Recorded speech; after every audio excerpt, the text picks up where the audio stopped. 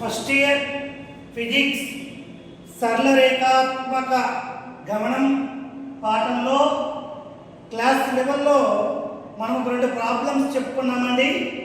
ఇప్పుడు ఒక ప్రాబ్లం చూద్దామండి. ఇక్కడ ఒక భవనం పై నుంచి ఒక బంతిని జారవిడిచారు. అదే క్షణంలో అక్కడి నుంచే ఇంకొక బంతిని కొంత వేగంతో క్షితి సమాంతరంగా విసిరారు. ఏ బంతి మొదట భూమిని చేరుతుంది? ఇది ప్రాబ్లం అండి. భవనము, ఇది భవనం అండి. ఒక బంతిని నిలువుగా విసిరానికి పెడకండి. ఒక భవనం పై నుంచి బంతిని జారవిడిచారు. నిలువుగా కింద విసిరారు బంతిని. ఫస్ట్ బంతిని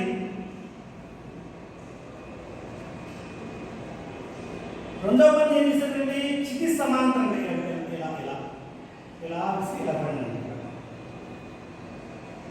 ఇప్పుడు ఇది రెండవ బంతి యొక్క మూమెంట్. రెండవ బంతి యొక్క డైరెక్షన్ ఈ బంతి ఈ విధంగా పడింది. మొదటి ఏ బంతి భూమికి చేరుతుందో మనకు కావాలి విషయం. ఇప్పుడు మొదటి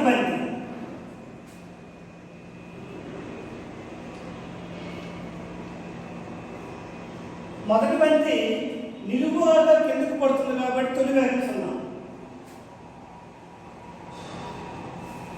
తొలి వేగం u = 0. తొలి వేగం u = 0. భవనం ఎత్తెంత? h. భవనం ఎత్తెంతమ్మా? h. భవనం ఎత్తు h. భవనము పైభాగం నుంచి బంతి నేలకు చేరడానికి పట్టే కాలం t1. కాలము t1. ఇది అవరోహణ కాలమేనండి. అవరోహణం అంటే ఎక్కువ నుంచి తక్కువకు రావడం అన్నమాట. ఎక్కువ నుంచి తక్కువకు రావడాన్ని అవరోహణం అంటారండి. అవరోహణ కాలము t1. గురుత్వ త్వరణము a = +g. a = +g. ఇప్పుడు మనం ఈ కాలాన్ని లెక్కించాలండి. కాలం విలువ మనకి ఎలా వస్తుందంటే, సపోజ్కి s = ut + ½ at² సూత్రం తీసుకుందామండి. చలన సమీకరణము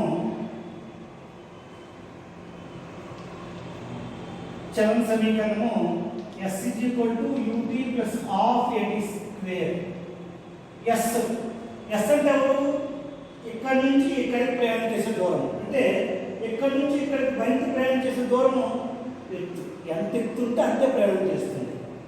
కాబట్టి h = u అంటే 0, t బదులుగా t, t1 అది +1/2, a బదులుగా g, t బదులుగా t1². Therefore 2h = g × t1². t1 = √2h/g. t1 = √2h/g. ఇది మొదటి బంతి ప్రయాణించడానికి పట్టే కాలం. ఇప్పుడు రెండవ బంతి.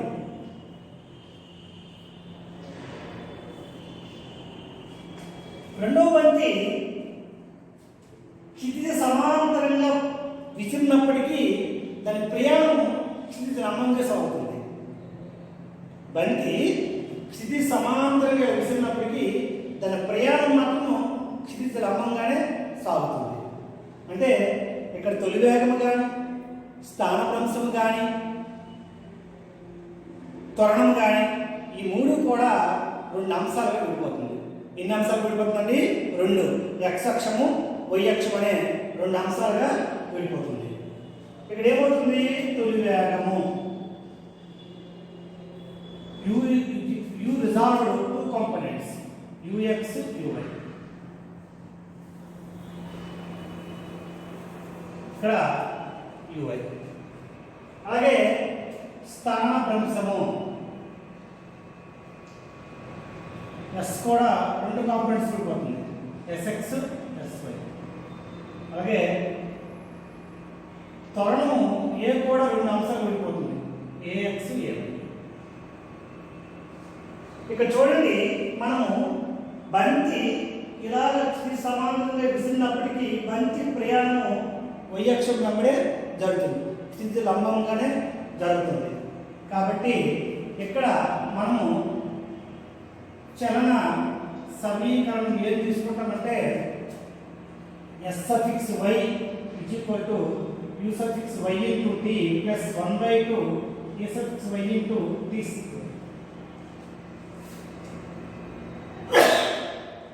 కాలము t2, కాలము t2. s సఫిక్స్ y ఎంత భవనం ఎంత ఎత్తుంటుందో అంతే, ఎందుకంటే y డైరెక్షన్ కాబట్టి. u సఫిక్స్ y నిలువుగా పడుతుంది కాబట్టి u suffix y value 0 into t2 plus 1/2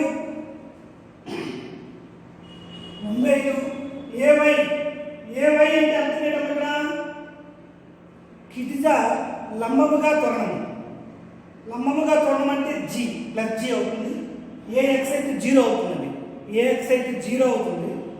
ax value 0, ay value plus g కాబట్టి ఇంటూ g, కామన్ విలువ t2 square, sy value h, అప్పుడు ఏమవుతుంది, h 1/2 g into t2 square. therefore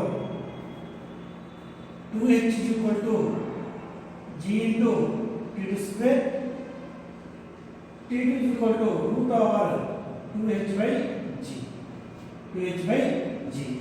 అంటే ఇక్కడ ఏమవుతుందండి, రెండు బంతులు ఒకేసారి భూమిని చేరుతాయి. రెండు కాలాలు సమానం కాబట్టి రెండు బంతులు ఒకేసారి భూమిని ఒకేసారి చేరుతాయి. ఇంకా మనం అవలోకనం చేసుకుంటే ఇక్కడ పాయింట్ తీసుకొని ఇది ux అని ఇది uy అని తీసుకోవచ్చు. లేకపోతే ఇక్కడ పాయింట్ తీసుకొని ఇది ax డైరెక్షన్ అని ay డైరెక్షన్ తీసుకోవచ్చు, నో ప్రాబ్లం అండి. మనకి తీసుకునే పాయింట్ ఆఫ్ ప్రొజెక్షన్ అంటే రెండు అంశాలుగా విడిపోతుంది అనే కాన్సెప్ట్ గురించి చెప్పుకోవడం అన్నమాట. అంటే ఒక వస్తువు యొక్క స్థానాన్ని మనము ఒక నిరూపక వ్యవస్థలో ఒక బిందువు దగ్గర తీసుకుంటే x నుంచి ఎంత దూరంలో ఉంది, y నుంచి ఎంత దూరంలో తీసుకుని ఒక నిరూపక వ్యవస్థలో ఒక నిరూపకాన్ని ఏ విధంగా అయితే మనము నిర్ధారణ చేస్తామో అదేవిధంగా నిరూపకాన్ని నిర్ధారణ చేస్తే స్థానవంశం అవుతుంది, స్థానవంశంలో మార్పు రేటు వేగం అవుతుంది, వేగంలో మార్పు రేటు త్వరణం అవుతుంది. ఇక్కడ స్థానానికి రెండు నిరూపకాలు ఉంటే వేగానికి రెండు నిరూపకాలు ఉంటాయి, వేగానికి రెండు నిరూపకాలు ఉంటే త్వరణానికి రెండు నిరూపకాలు ఉంటాయి. ఇది విషయము. దీని ప్రకారం ఈ ప్రాబ్లం పెట్టి మనం ఏం నేర్చుకున్నామండి, ఏ బంతి మొదటి భూమిని చేరుతుందంటే t1 t2 కాబట్టి రెండు బంతులు ఒకేసారి భూమిని చేరుతాయి. ఏమంటే మాత్రమే t1 t2 కాబట్టి t1 t2 కావున రెండు బంతులు భూమిని ఒకేసారి చేరుతాయి.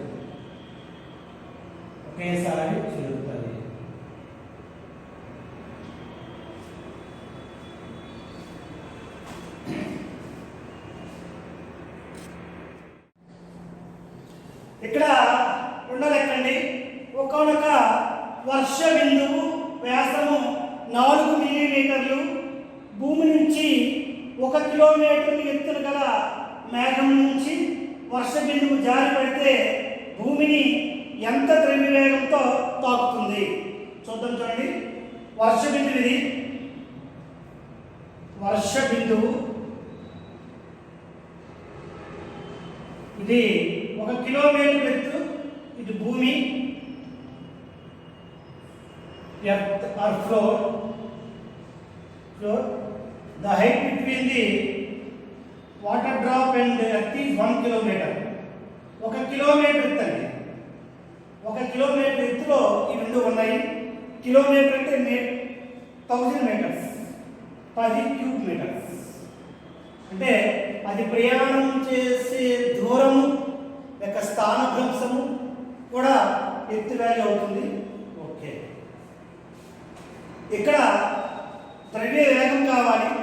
ద్రవ్యరాశి మరియు వేగాల లబ్ధాన్ని ద్రవ్య వేగం అంటారండి. ఒక చూద్దామండి సొల్యూషన్. ద్రవ్య వేగము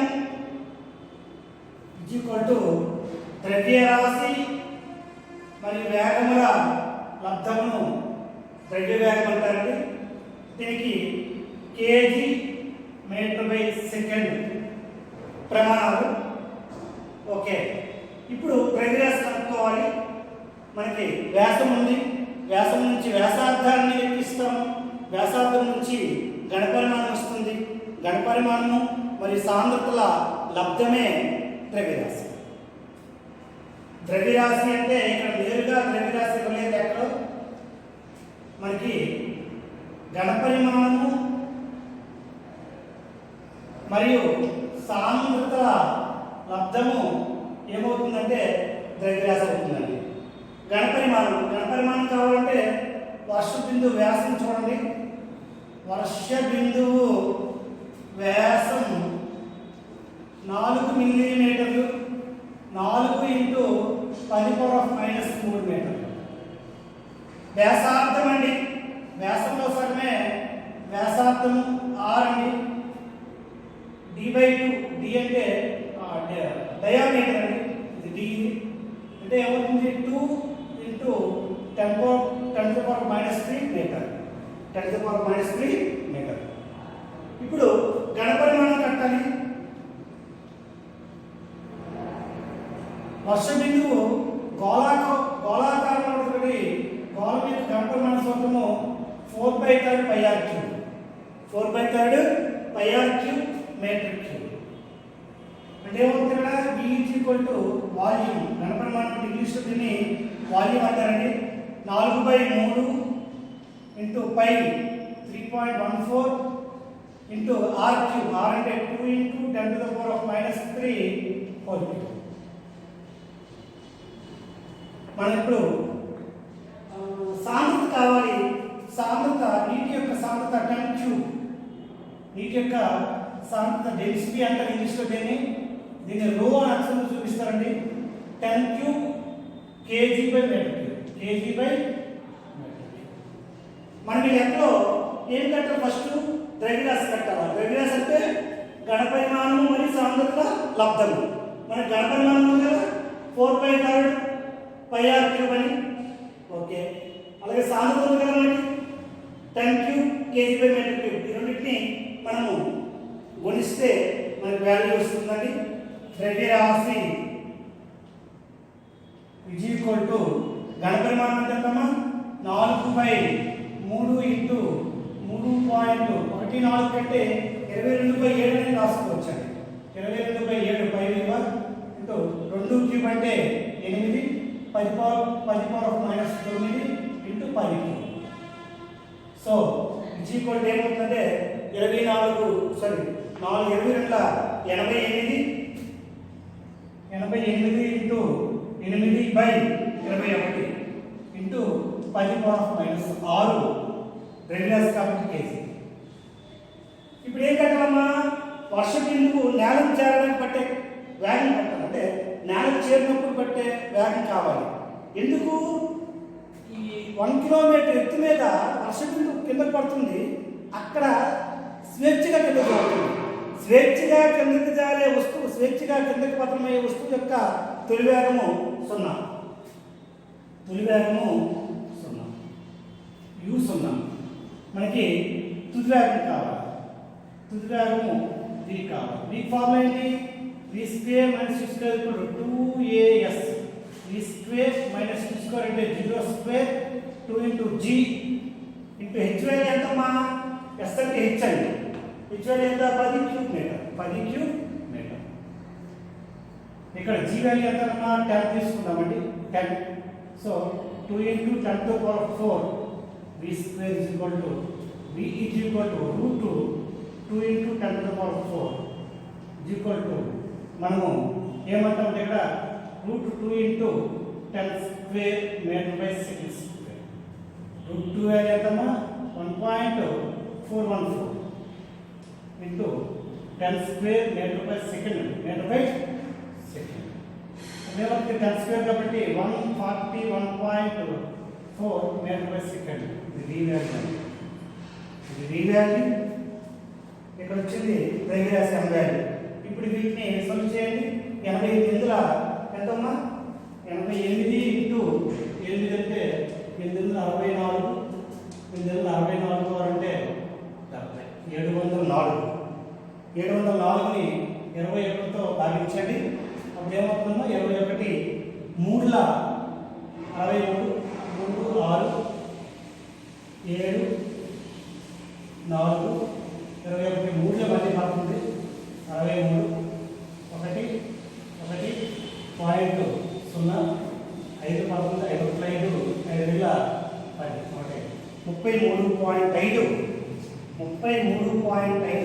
5 33.5 ఇంటూ 10 పవర్ మైనస్ 6 కేజీ అని ఇది ద్రవ్యరాశి.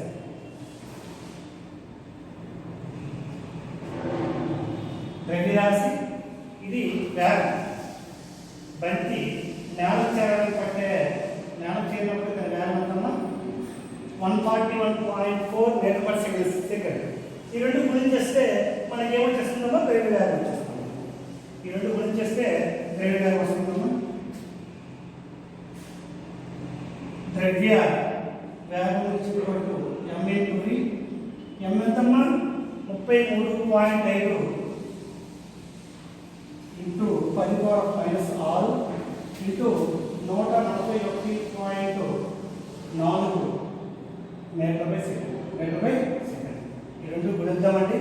వేరు ఉంచాలా 33.5ని 141.4 ఇంటూ 33.5 5 4 20 5 1 5 2 7 మళ్ళీ 5 4 22 0 5 1 5 2 7 ఓకే 3 4 12 1 2 3 1 4 3 14 42 మళ్ళీ 3 కాబట్టి 2 4 ఏమవుతుంది 0 9 6 9 4 13 4 6 7 4 1 2 44,736.9 into 10 power minus 6 KG metre by second. ఇది లెక్క అండి. చూడడానికి లెక్క ఏదో భయంకరంగా కనిపిస్తుంది కానీ దీనిలో ఏమీ ఉండదండి. ముందు ద్రవ్యరాశి కనుక్కోవాలా, తర్వాత వర్ష బిందువు నేల చేరడం పట్టే వేగం కనుక్కోవాలి. తుది వేగమే వేగం. ఇక్కడ తుది వేగమే వేగం. ఎందుకంటే తుది వేగం 0 స్వేచ్ఛ వర్ష బిందువు పడుతుంది కాబట్టి వేగం. ద్రవ్యరాశి వేగాల అర్థమే ద్రవ్యరాశి వేగాల అర్థమే ద్రవ్య వేగం. ఓకేనమ్మా. To be continue next class remaining problems. Thank you.